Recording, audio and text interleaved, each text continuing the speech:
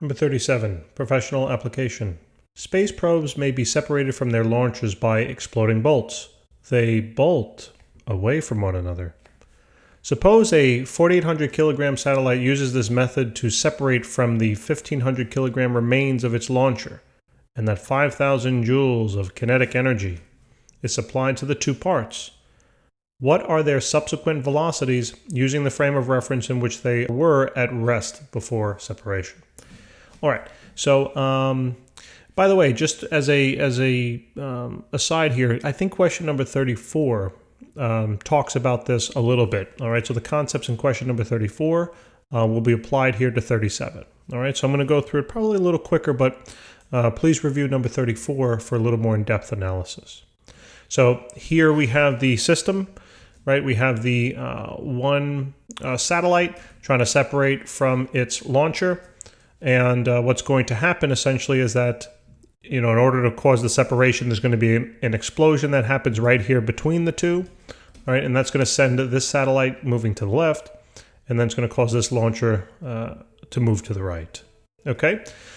Now, that being said, actually, we do know these values, right? The velocities before, all right, the explosion were both 0, okay? Because they told us that with the frame of reference that they were at rest before the separation. So we do know their velocities before the explosion happened. But what we don't know will be their velocities after the explosion. Okay, V2A. And I realize I made another mistake here. My goodness. This should have been a 2 here as a subscript. Okay, now we're good. So I know the velocities before. I do not know the velocities after. Okay, so in other words, if I were to think about, this problem is basically a reverse inelastic collision, right? Before the explosion happens, these two objects are bound together. And then all of a sudden, after the collision, they are then separated. So it's like an inverse inelastic collision. So therefore, I'm going to be using the conservation of momentum formula that says that the momentum before the collision has to equal the momentum after. All right, the momentum before the collision, right, we can think about it as before the explosion happens, right? The explosion is basically the same term here for collision, would be the total mass multiplied by that initial velocity, all right? And that shall equal the final momentum, all right? So that would, and the final momentum is going to be these two parts moving independently of one another. Remember, this one should be moving to the left, and the red one should be moving to the right. So therefore, I could say that the M1 V1A plus M2 V2A. Okay. Now, let's condense this a little more. I do realize that the initial velocity, we know that they are both 0 because they're connected to one another. So this whole term just drops out, right? So now that becomes 0 is equal to M1 V1A plus M2 V2A. Right, and then what I'm going to do is I'm going to bring just one of these on over to the other side for now, one of these terms, and I'll bring this one on over. So it's negative M1 V1A is equal to M2 V2A. And that should make sense, right? That the momentum after this explosion happens, the momentum of the satellite should be equal, but opposite in direction to that of the momentum of the launcher here. Okay, so that's good, but this is about as far as I can get right now with that equation. Now let's talk about what's going on with this kinetic energy. All right, this kinetic energy over here. It says that 5,000 joules of kinetic energy is supplied to the two parts. In other words, they're telling you that the kinetic energy of the system is being increased by 5,000 joules. So if I were to think about how do I formulate an equation talking about the increase in kinetic energy, I would come up with this particular formula. And this is the formula found in question, I think it's 34. So kinetic energy, the final kinetic energy, that is, minus the initial kinetic energy. Okay? If you want to know, right, how much, let's pretend you went to a casino. If you want to know, how much money you gained, right, or how much you increased by, pretend you had a final value of $120, and you went to the casino and had an initial value of money in your pocket of 100. If you were to take 120 minus 100, you'd realize that you increased 20. Okay, so that should hopefully make sense here. All right, so now let's expand this a little more. Let's see if we can simplify this. All right, so the increase in kinetic energy, by the way, which is the 5,000 joules. All right, I'm going to leave it out for now.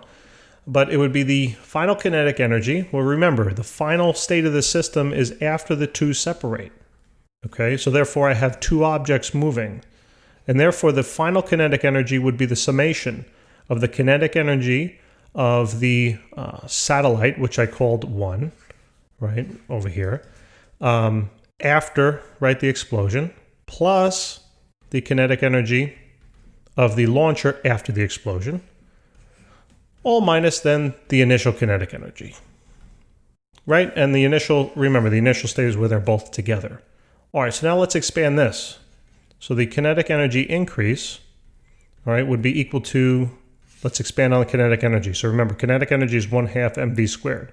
Now specifically, since we're talking about the satellite, this would be 1/2 multiplied by the mass of that satellite, multiplied by the velocity of that satellite after the collision squared.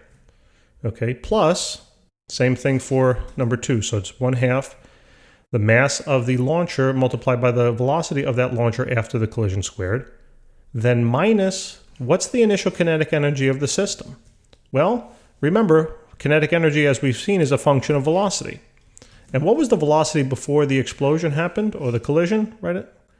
In this case, remember, it's an explosion, but we're using those terms as basically substitutes for one another. It's 0. So what would be the initial kinetic energy?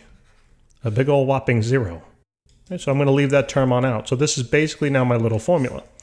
Now what we want to realize, now remember, the reason why I changed my focus, meaning first I developed this equation, and then I developed this equation because I realized, I should have maybe mentioned this before, but I realized that once I got down to this stage, there's two unknowns here.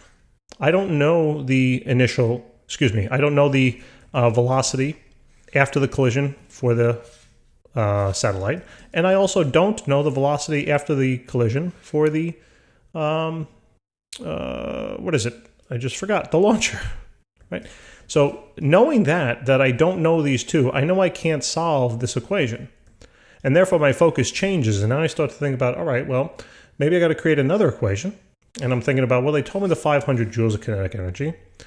So, right, that was increased. I'm like, oh yeah, right, I remember, oh yeah, the method in number 34, we talked about this formula. Okay, great, I can expand that formula. And look, that now we have another formula with two unknowns, the same unknowns that exist in this equation. And we love that because we can now solve this. This is basically just a system of equations. That's all this is. You have two equations, 1, 2, and two unknowns, 1, 2, 1, 2. So you just got to solve one for the other. This is basic algebra now. Solve one for the other, and then plug it on in. So let's do this. Let's solve this equation for, I'm going to do it for V2A. Right, if you had to solve this equation for V2A, right, you got to divide out M2 from both sides. So my equation should now work out to be V2A is equal to negative M1 V1A over M2. Cool? Now what I'm going to do, oh, I don't know how that happened. Now what I'm going to do is I'm going to look to now plug this term on in for V2A in this equation, right, because they're equal to one another. So now here comes this term. I'm going to plug it on in. All right. So let's do that. So I'm going to continue on with this equation. I'm going to say the kinetic energy increase should equal. And by the way, what I'm going to do here is I'm going to reorganize this a little bit. I'm going to pull out the half term from both. Okay. So it's going to be 1/2 multiplied then by this piece plus this piece. Okay. So it's M1 V1A squared. Plus M2, now remember it would be V2A, but what I'm going to do is I'm going to substitute this on in. So instead of writing V2A squared, I'm now going to write negative M1 V1A over M2. And that whole thing will be squared now. Okay? So now let's continue the math. All right, let's try to simplify this and see what we can come up with. What I already realized is that, basically what I'm looking to do now, so the whole strategy here is I only have one unknown, right? I don't know the velocity of the satellite here after the collision. So that's what I'm going to solve this equation for, because I know everything else, right? The increase in kinetic energy is 5,000. The mass of the satellite we know, and the mass of the launcher we also know. So everything else we know. So I'm solving this thing for V1A. So I already noticed that I can get rid of this half from the right-hand side by multiplying the right-hand side by 2, right? And therefore I'd have to multiply the left-hand side by 2. All right, so I'm going to just do that right away. So there's going to be 2 multiplied by the kinetic, multiplied by the kinetic energy increase. All right, that will then equal, now what I'm going to do, let's just rewrite this on the right-hand side. So it's m1 v1a squared plus m2, and basically just distribute the square to each term there, okay? So now we can say that the negative sign here, right, is tied to the, it doesn't matter which one you choose, but just pretend, I mean, it really doesn't matter. Just pretend it's tied to the m1. So if the negative sign is tied to the m1 and you square that, right, what happens to the sign? The sign disappears, right? So therefore it'd be m1 squared multiplied by v1a squared all over m2 squared. So we get a nice positive term there. What can we simplify? Well, this m2 can go away with one of those m2's in the denominator. And now let's rewrite that result, okay? As you can see, we're running out of room as usual, and because these problems are so long. And what I'm going to do is I'm going to start it by writing it up on the upper left. Okay, so we got 2 times the kinetic energy increase. All right, will be equal to now m1 v1a squared plus we got m1 squared times v1a squared all over m2. Okay, now in terms of this fraction, I want you to look at this as like this fraction multiplied by v1a. And the reason why is because I want you to notice that there is a common term between these two terms on the right-hand side. Okay, v1a. So what I'm going to do is I'm going to pull that term out. Okay, so let's rewrite it again. So we got 2 times the kinetic energy increase is equal to v1a squared multiplied now by m1 plus this thing, m1 squared over m2. And now, knowing that we need to solve for this, I can now divide this term on over to the left-hand side, right? So let's do that all in one step. So we got 2 times the kinetic energy increase, all right, would be now divided by, all right, m1. I know I'm getting a little all over the place, but it's what happens when you're doing physics. That will then equal v1a squared. And then to solve for v1a, what do we have to do? We got to take the square root of both sides, right? So I'm going to do that right away. So when I take the square root of the left, I get rid of the square. And then I'm going to, take the square root of this right-hand side. And now here is my final equation. Okay, this thing right over here. All right. Hopefully you can see that clearly. All right. Now I can finally plug in the values. So let's do that. I'm going to do it on the right-hand side. I could probably start erasing some stuff, but I think it's better we leave it up so you can see how everything worked out. So we got v1a is going to be equal to the square root of 2 times the increase in kinetic energy, which was 5,000, divided by m1, which was 4,800, plus, right, m1 squared, which was 4,800 squared, all over m2, right, which was 1,500. All I got to do is throw it into the calculator now. So v1a, remember one thing, by the way, guys, when you take the square root of something, the answer comes out to be positive and negative, right? You could have 2 answers there. So let's just calculate and remember that it's positive and negative. So 2 times 5,000, all right, divide that now by 4,800 plus 4,800 squared divided by 1,500. All right, and then just square that, square root that result. And we get a value here of plus or minus 0.704. 704, and that's in meters per second.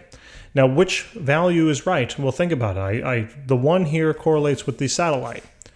Okay, so the satellite, remember, after the collision we said it should be moving to the left. And therefore, the direction here should be to the left, and the sign should be negative. All right, so my answer here for the way I frame this problem is going to be negative 0.704 meters per second. You could have had the answer be positive if you just had switched these two positions, right, of the satellite and the launcher. But the way I did this, this is the correct answer. All right, if you switched it and you got a positive answer, then you're correct. But if you left it the same and you chose the positive answer here, then you're wrong, unfortunately. So that takes care of the first one, right? We found this. Now what do we got to do? We got to find this. So all we now need to do is basically plug it on in, right, to one of the formulas. I'm going to choose this one just because it's so much easier, right? Now remember, we're looking for V2A. Okay, so I had already solved my equation, right, for V2A here. So all I'm going to do is take this V1A and plug it on into here. Okay, and then we can solve it. So we got negative M1, which I already know is 4,800, multiplied then by V1A, which we just found to be negative 0.704, all divided by then M2, which was 1,500, and that will equal V2A. So V2A will now be 4,800 times 0.704 divided by 1,500. And the two negatives cancel out, right? So now it should be 2.25, right? I think, yep. So 2.25 meters per second. And notice the answer is positive, and that should make sense. Because again, the launcher here, after the explosion happens, will be moving to the right. So there you have it, ladies and gentlemen. Lovely problem, nice long problem, right? Math all over the place, but hopefully it makes some sense.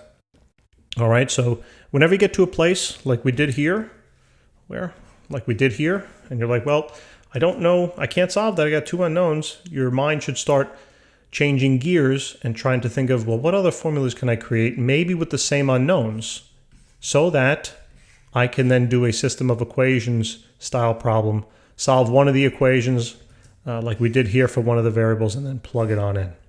Okay, so please remember to subscribe if you're able to. That'd be great.